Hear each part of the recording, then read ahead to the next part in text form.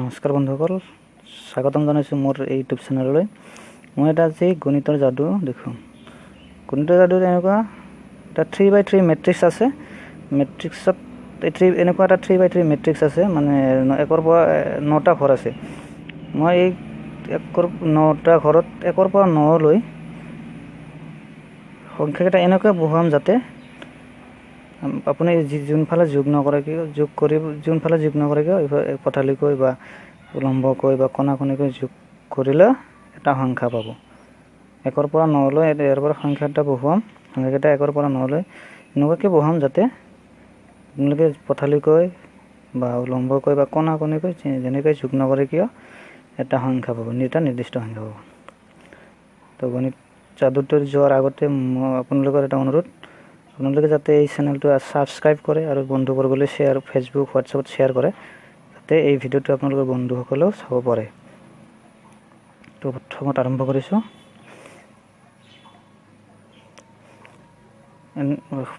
1ৰ পৰা 9লৈ সংখ্যাটা বহাম। প্ৰথম শাৰীৰ মাজৰ ঘৰটোত সংখ্যাটো বহাম।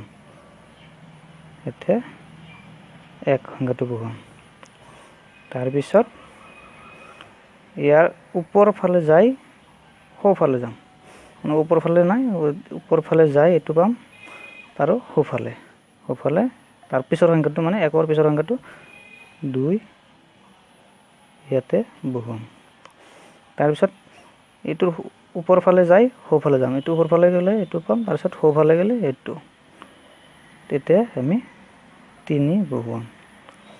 তাৰপিছত আৰু ওপৰ ফালে যাই সোঁফালে, এইটোত সংখ্যাটো আছে যিহেতু ওপৰ ফালে যাই সোঁফালে গ'লে সংখ্যাটো বহুৱা আছে, ঘৰটো ফুল হৈ আছে, গতিকে আমি মূল সংখ্যাটো লৈ গ'লোঁ, মূল ঘৰটোলৈ যাই এইটো গ'লোঁ। তাৰপিছত যিহেতু ওপৰত আছে গতিকে আমি তলফালে আহিলোঁ, তলফালে ইয়াৰ পিছৰ সংখ্যাটো বহাম 4। তাৰপিছত আমি এইটো ঘৰৰ পৰাও আগৰ নিচিনাই ওপৰ ফালে যাই সোঁফালে 5।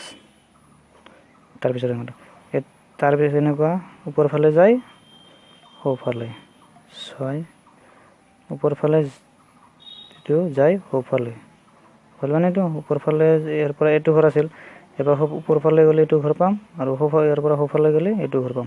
এইটো ঘৰ ফুল হৈ আছে, মানে ইয়াতে সংখ্যাটা বহু আছে, গতিকে আমি আগৰ পজিশ্যনলৈ গ'লোঁ।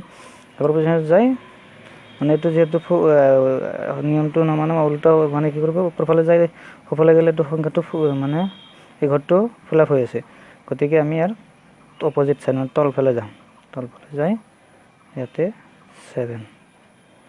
তাৰপিছত এইটোৰ ওপৰ ফালে যায় সোঁফালে, ওপৰ ফালে যায় সোঁফালে, এইটো ইয়াৰ ওপৰ ফালে এইটো পাম, আৰু ইয়াৰ সোঁফালে গ'লে এইটো ঘৰ, ওপৰ ফালে যায় সোঁফালে, এইটো হ'ল 8। ইয়াৰো তেনেকৈ ওপৰ ফালে যায় এইটো ঘৰ পাম, সোঁফালে গ'লে এইটো ঘৰ পাম। এতিয়া হ'ল আমি যোগ কৰি প্ৰমাণটো চাম, এইটো এটা নিৰ্দিষ্ট সংখ্যা হ'ল নে নাই সেইটো যোগ কৰি তাৰ প্ৰমাণটো আমি এতিয়া চাম। আপোনালোক যোগটো কৰি চাওঁ কি হৈছে। 8 আৰু 1 9, 9 আৰু 6 15 হৈছে 15। তেনেদৰে ইফালে 3 আৰু 5 8, 8 আৰু 7 15 হয়। তাৰপিছত 4 9 13, 13 2 13 আৰু 2 হ'ল যোগ কৰিলে 15 হয়।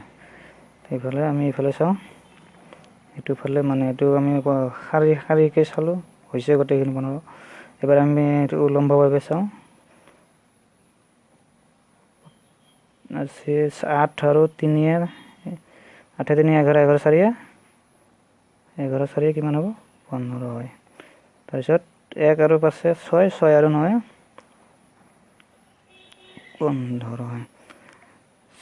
6 আৰু 7 6 7 হ'ল 13, 13 2 15। আমি যদি কণাকণিকৈ চাওঁ, এইটো হ'লে 8 5 13, 13 2 15, এইফালে 15। এইটো কণাকণি যদি চাওঁ আমি 4 5 9, 9 6 এইটো 15 তো আপোনালোকে চালে মানে যিফালে যোগ নকৰে কিয় পথালিকৈ 15 থিয়কৈ এইফালে যোগ কৰিলোঁ 15 কণা এইটো কণা কণিকৈ চালোঁ হ'ল 15 এইটো কণা কণিকৈ চালোঁ তথাপি 15 হ'ল এইটো এটা ধন্যবাদ ভিডিঅ'টো যদি ভাল লাগিলে ছাবস্ক্ৰাইব কৰিব আৰু শ্বেয়াৰ কৰিব